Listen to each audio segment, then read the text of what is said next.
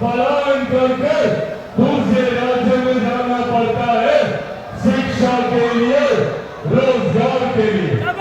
मैं दिल्ली में रहा हूं, बम्बई में मैंने काम किया, पर मैंने आज तक कभी नहीं सुना कि कोई दिल्ली का लड़का बिहार आता हो शिक्षा के लिए, रोजगार के लिए।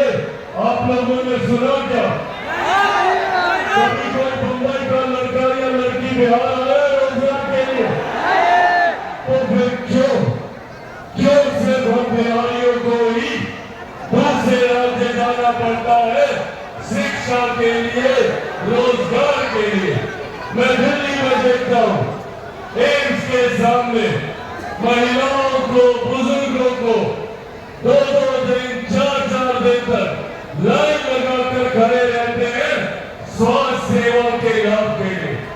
क्यों ये सुविधाएं मेरे प्रदेश में, मेरे बिहार में नहीं बन सकती? क्यों हम एक ऐसे दिन की कल्पना नहीं कर सकते जब दिल्ली से लड़का लड़की बिहार आए शिक्षा के लिए? मैं कैसे दिन की कल्पना करता हूँ जब बम्बई का लड़का लड़की बिहार आएगा रोजगार के लिए, जब देश दुनिया से लोग बिहार आएंगे स्वास्थ्य सेवा। और यही सोच बिहार फर्स्ट और बिहारी फर्स्ट की है।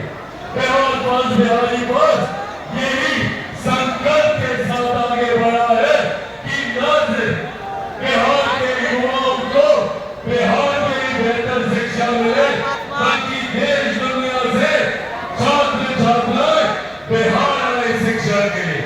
बिहार बोल, बिहारी बोल कहता है कि न सिर्फ बिहारियों को बिहार में रोजगार के अवसर मिले, बल्कि दूसरे राज्यों से, दूसरे देशों से हमारे युवा साथी बिहार आए रोजगार के लिए।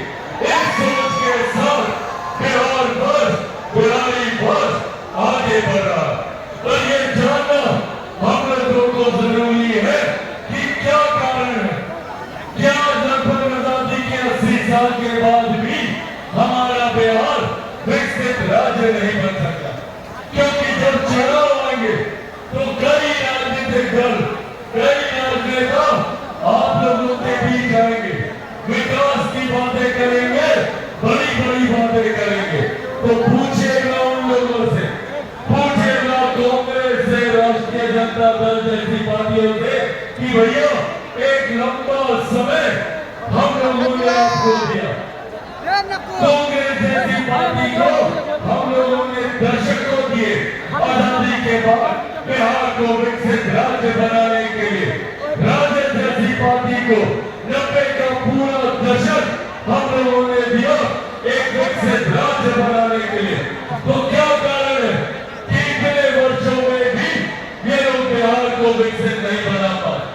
आज भी देश में नहीं, दुनिया में बिहार को अगर पिछड़ा कहा जाता है तो लोग 90 का दशक याद करते हैं। मैंने खुद देखा है उन लोगों की आंखों में उस पलायन की पीड़ा को जो 90 के दशक से बिहार छोड़कर गए और फिर पीढ़ियां बीत गई, वो अपने राज्य नहीं आ पाए। आज भी जब हमारे बिहार का कोई युवा लड़का लड़की अगर बाहर जाता है तो उसको इस बात पर शर्म आती है कि जब दूसरे लोग उनको बिहारी कहकर बिहारी शब्द तक को अपमानित करने का। आज मैं गर्व से, घमंड से, हर मन से कहता हूँ कि मैं बिहारी हूँ और ये घमंड मैं हर बिहारी की आंखों में देखना चाहता हूँ।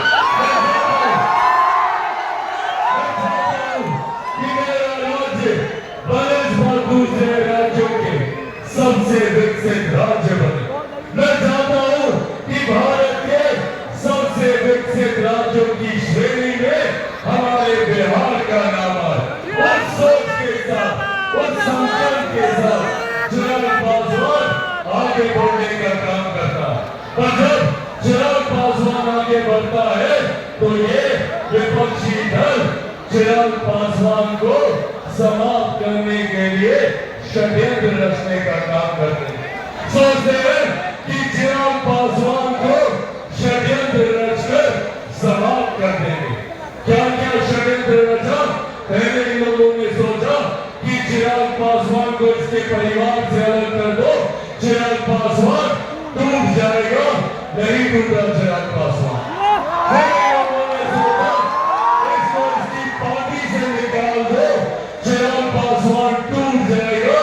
नहीं टूटा चिराग पासवान। फिर इन्होंने सोचा कि चिराग पासवान को इसके घर से इसकी बूढ़ी नानी मां के साथ सड़क पे फेंकवा दो, चिराग पासवान टूट जाएगा। नहीं टूटा चिराग पासवान। क्योंकि जो लोग ये सोचते हैं कि इन बातों से चिराग पासवान टूट जाएगा, समाप्त हो जाएगा, वो लोग भूल जाते हैं कि चिराग पासवान एक शेर का बेटा है।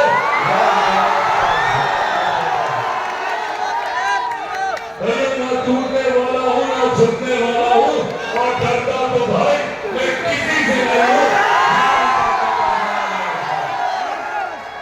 बिहार को विकसित राज्य बनाने के संकल्प के साथ निकला, और जब तक बिहार को विकसित राज्य नहीं बना दूंगा, मैं भी चैन की सांस नहीं लूंगा। ये वादा भी मैं आप लोगों से करूंगा। पर साथियों, इसके लिए जरूरी है हमें एकजुट होने की, क्योंकि चुनाव के वक्त कई ऐसे राजनीतिक दल, ऐसे राजनेता आएंगे जो हमें जात पात धर्म मजहब में बांटने का काम करेंगे, जो महिलाओं को बांटेंगे, युवाओं को बांटेंगे। राष्ट्रीय जनता दल जैसी पार्टियां जो अपने अंगवाई समीकरण पे घमंड करती है। क्या है अंगवाई समीकरण? जहां एम सांप्रदायिकता है तो वाई पूरी तरीके से जातीयता